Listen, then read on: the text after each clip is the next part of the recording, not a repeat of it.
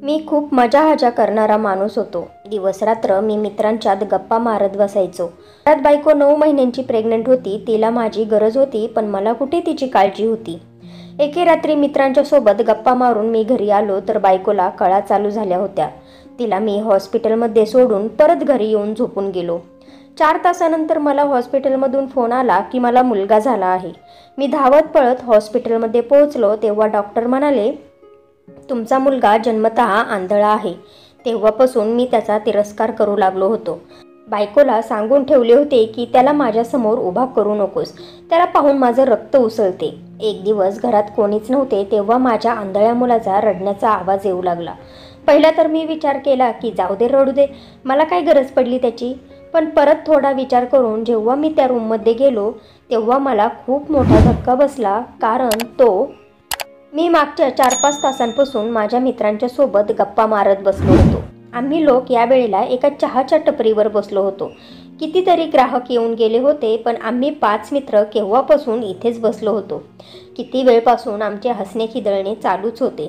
जेव्हा आमच्या हसण्याचा आवाज वाढायचा तर टपरीवाला जो पंजाबी होता तो आम्हाला रागाने पाहून माहिती नाही पंजाबीमध्ये काय बोलायचा।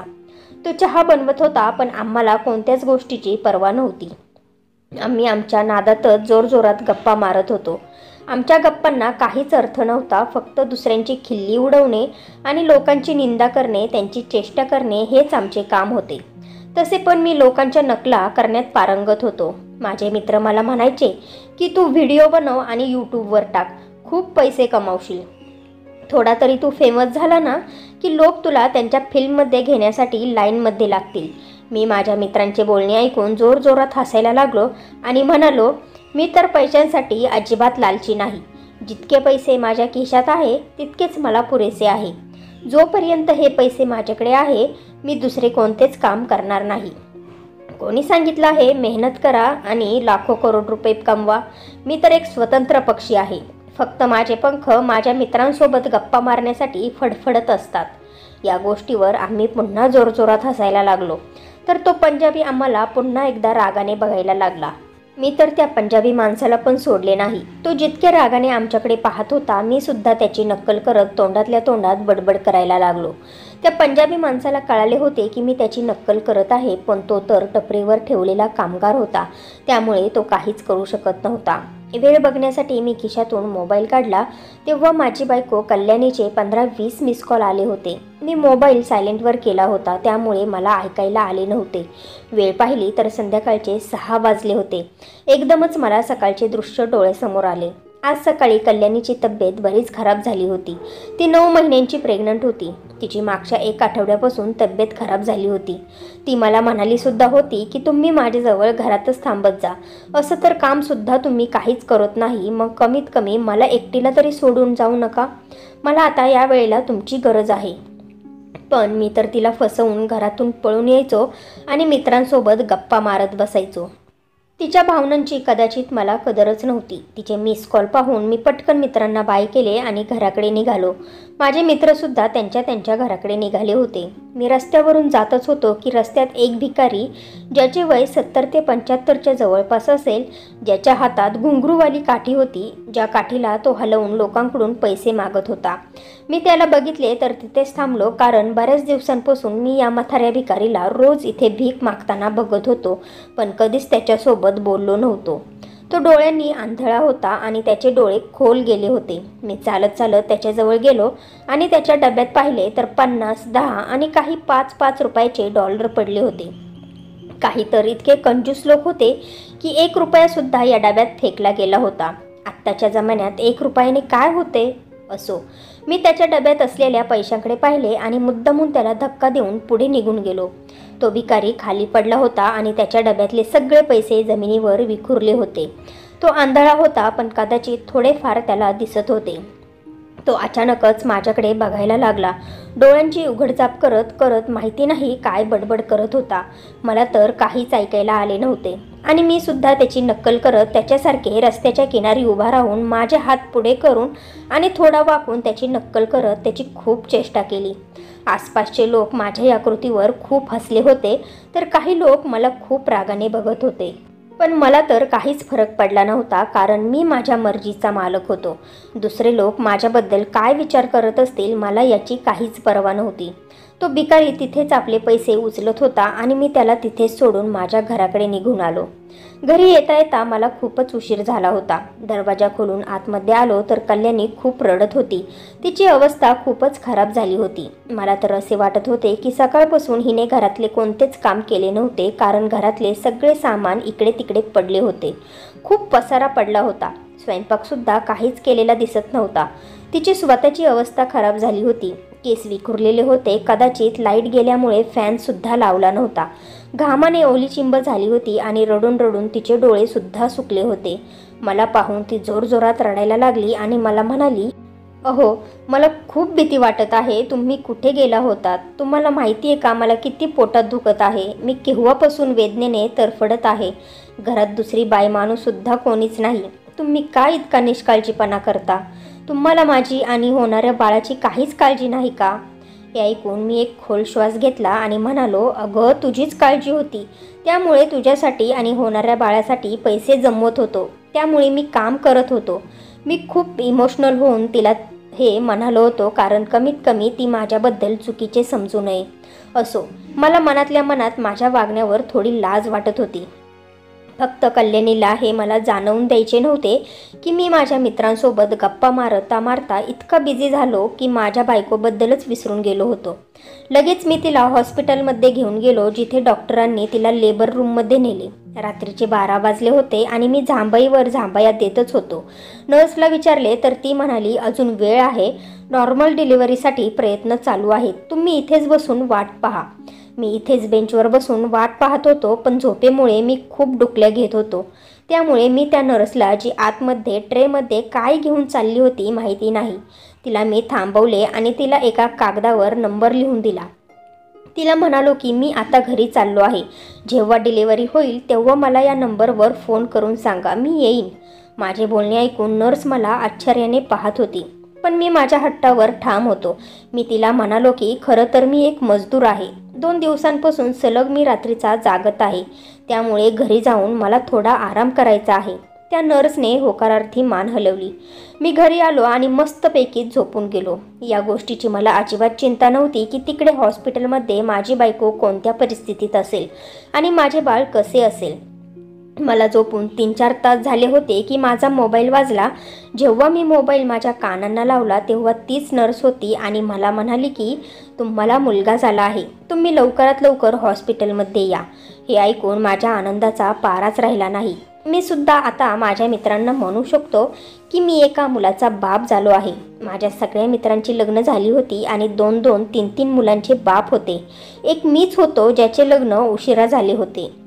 मी आनंदात हॉस्पिटलमध्ये गेलो आणि नर्सला म्हणालो की कुठे आहे माझे बाळ? मला माझा मुलगा दाखवा आणि कल्याणी तर ठीक आहे ना? तेव्हा ती नर्स म्हणाली, तुमची बायको अगदी ठीक आहे, पण आधी तुम्ही डॉक्टरांसोबत बोला.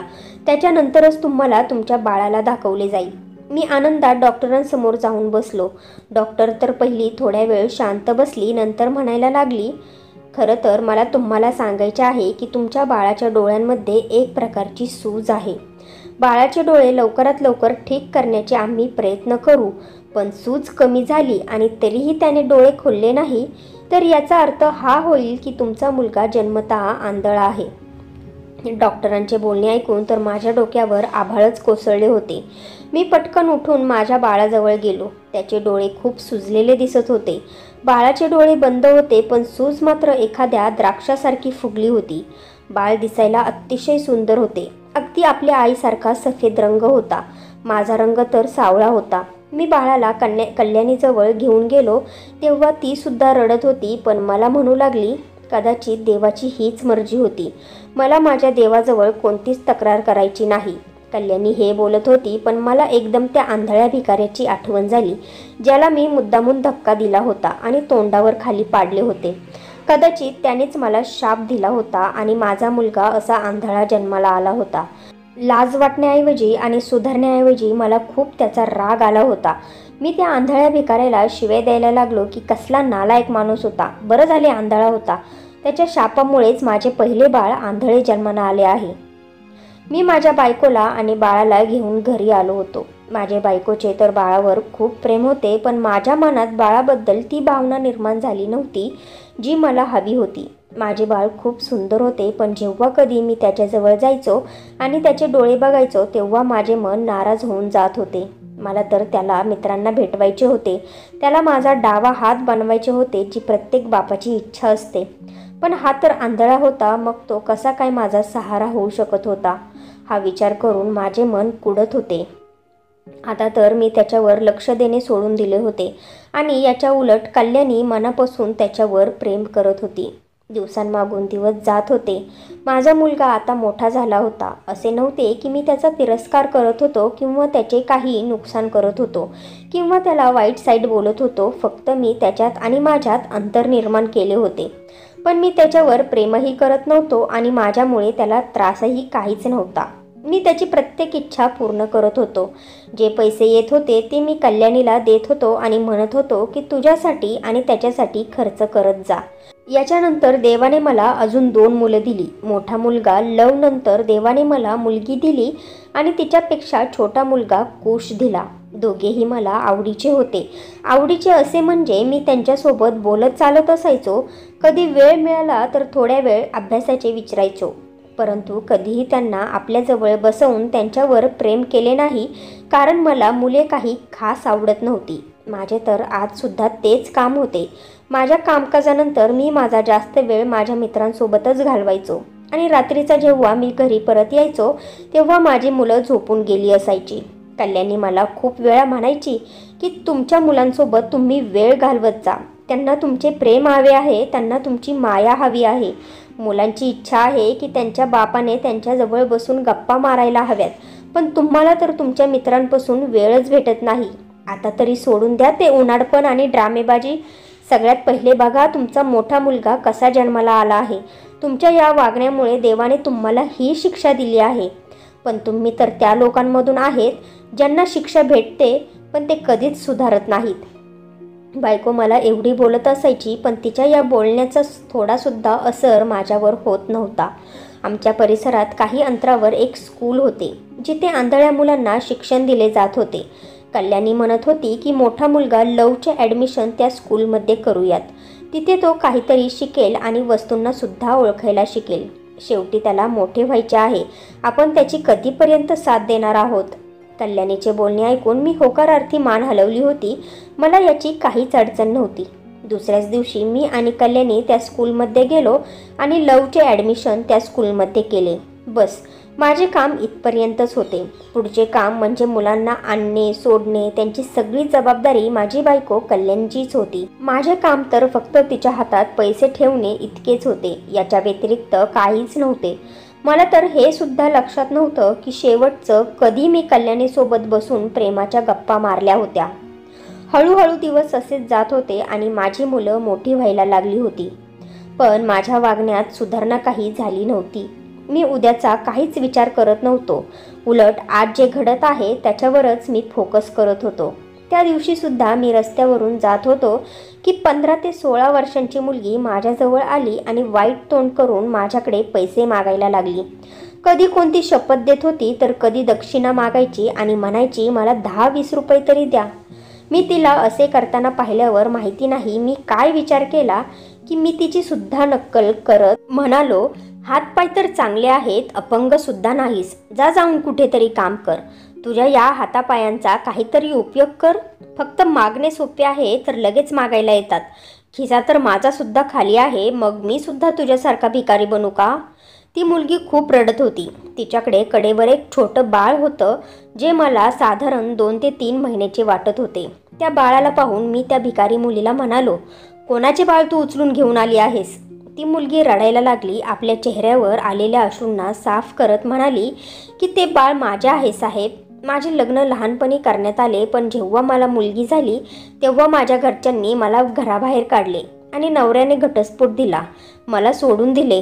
बापाच्या घरी आले तर बाप म्हणायला लागला, तुला आणि तुझ्या या मुलीला पाळण्यासाठी माझ्याकडे पैसे नाहीत, स्वतः कमव. त्यामुळे मी आता भीक मागत आहे साहेब आणि स्वतःचे पोट भरत आहे. असे म्हणून ती भिकारी पुन्हा रडू लागली.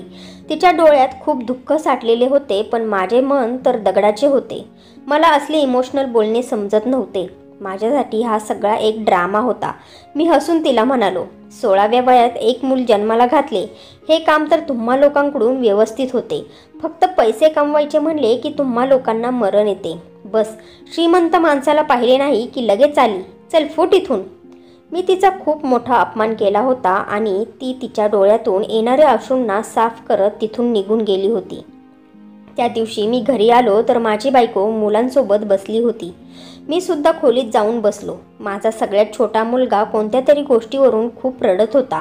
त्याच्या रडण्याच्या आवाजावर मला खूप चीड यायला लागली होती. मी कल्याणीला म्हणालो, त्याला पहिले शांत बसव. तुला माहिती आहे ना, जेव्हा मी घरी असतो तेव्हा मला शांतता हवी असते. माझं असं होतं की जर मुलं रडत असेल तरी मला त्रास होत होता आणि जेव्हा ती तिघं बहीण भावंड एकत्र खेळायचे त्यांच्या ओरडण्यामुळे सुद्धा मला त्रास होत होता. मी कल्याणीला म्हणालो की त्यांना पहिले शांत बसव, नाहीतर माझा त्यांच्यावर हात उचलला जाईल.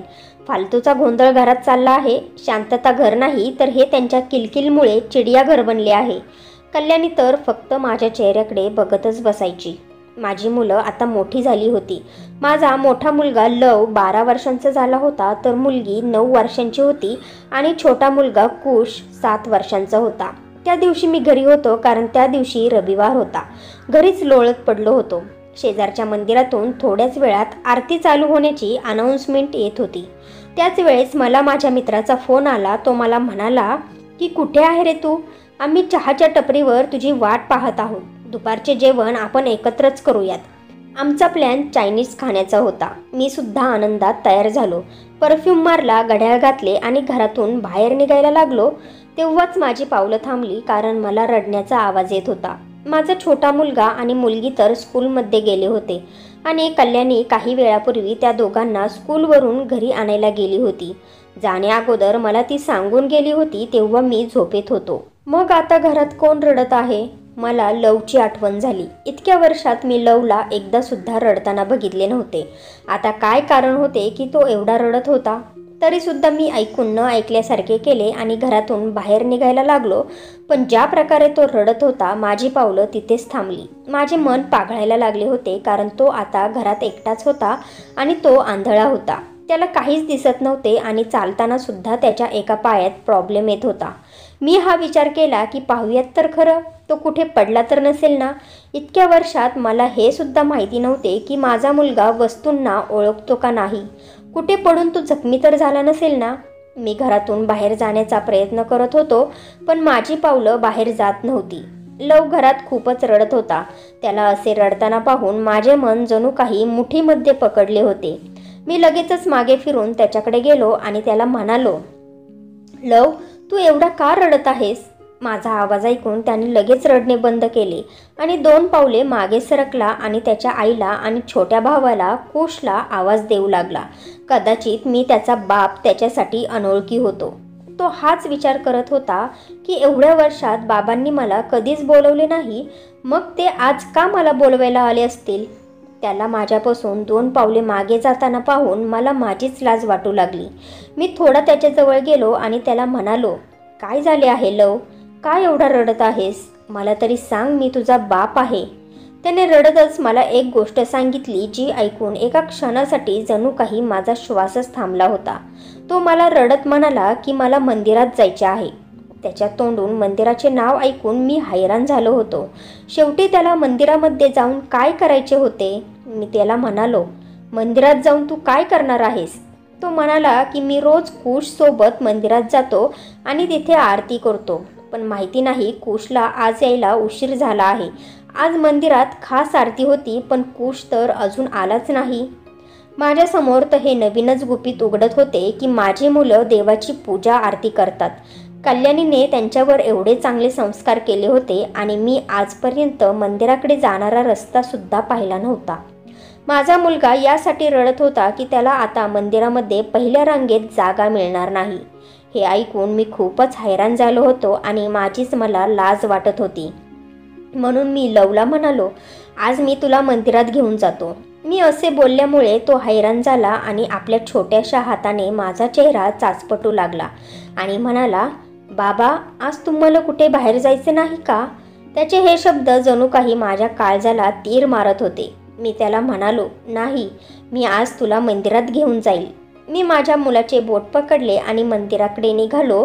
पण हैराण करणारी ही गोष्ट होती की त्याला नजर नसूनही माझ्या हाताचे बोट पकडून माझ्या पुढे तो चालत होता आणि मी त्याच्या मागे मागे जात होतो. म्हणायला तो आंधळा होता, परंतु त्याच्या मनाच्या डोळ्यांनी तो सर्व काही पाहू शकत होता. मंदिरात गेल्यानंतर त्याला पहिल्या रांगेत जागा मिळाली होती. तो आरतीमध्ये सहभागी झाला होता. आरती झाल्यानंतर त्याने गीता वाचण्यास सुरुवात केली. मी हैराण झालो, कारण त्याला काहीच दिसत नव्हते. मग तो गीता कसे काय वाचू शकत होता?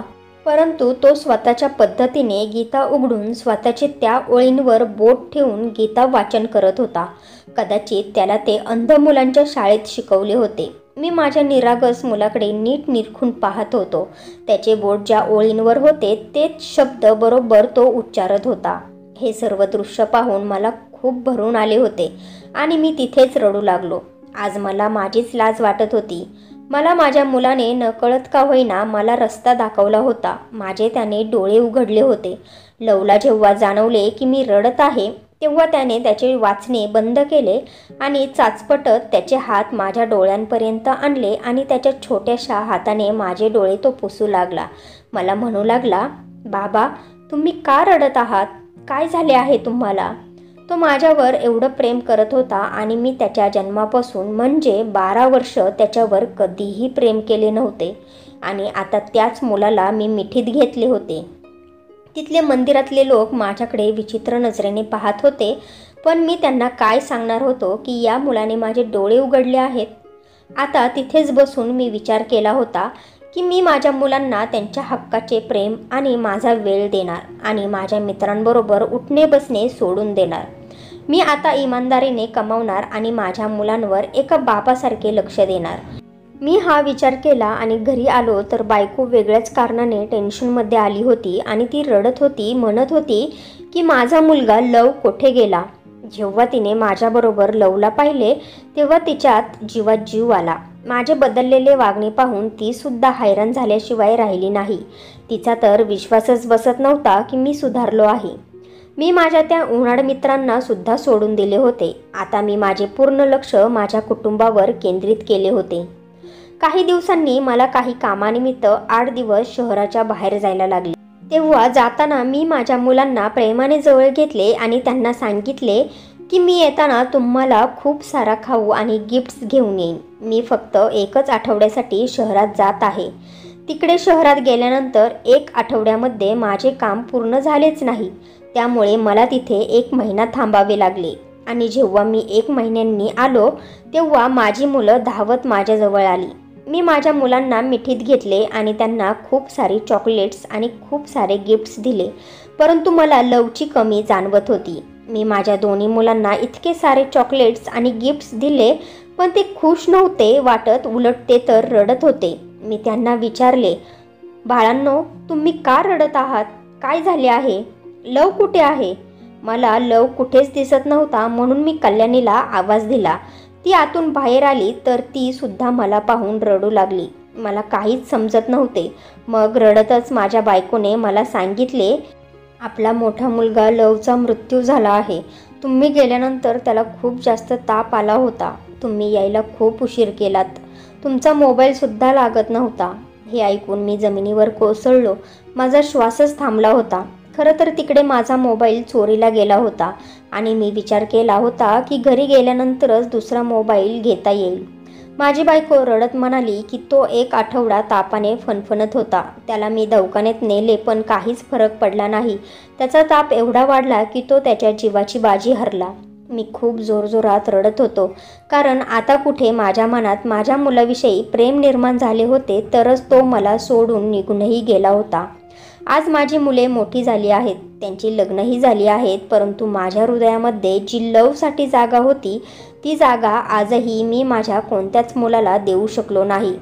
कारण म्हणतात ना, व्यक्ती बाहेरून दिसायला कशीही असली तरी तिचे अंतर्मन किती पवित्र आहे यावरून माणसाची श्रेष्ठता कळते. असाच माझा लव होता. जरी त्याची दृष्टी नव्हती त्याला नीट चालताही येत नव्हते, तरी तो देवाला मानणारा होता आणि कधीही रडत बसणारा नव्हता. तो परिस्थितीवर मात करून पुढे जाणाऱ्यांपैकी होता. पण म्हणतात ना, जो आवडे सर्वांना तोची आवडे देवाला, म्हणून देवाने सुद्धा त्याला लवकर स्वतःजवळ बोलावून घेतले. माझ्या लवने माझे आयुष्य बदलले होते आणि त्यासाठी मी आजन्म त्याचा ऋणी आहे. तर फ्रेंड्स, तुम्हाला ही स्टोरी आवडली असेल तर व्हिडिओला लाईक करा आणि आपल्या नात्यांचा स्पर्श या चॅनेलला सबस्क्राईब करा आणि बेल आयकॉनवर क्लिक करून ऑलवर सेट करा, म्हणजे पुढची व्हिडिओ तुम्हाला लगेच भेटेल. धन्यवाद.